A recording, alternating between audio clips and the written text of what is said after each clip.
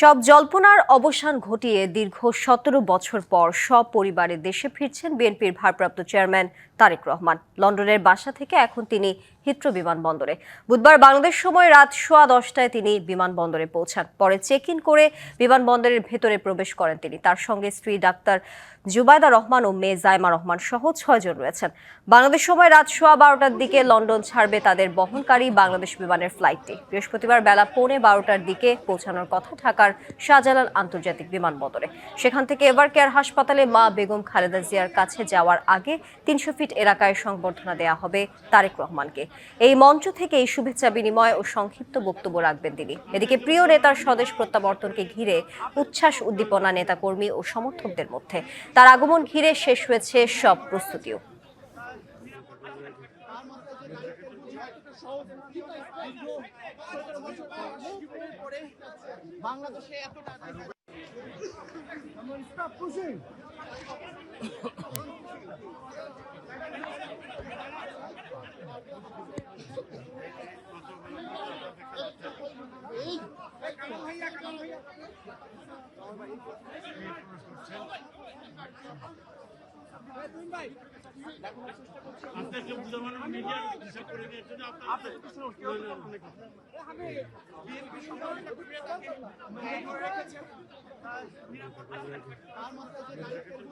সহজ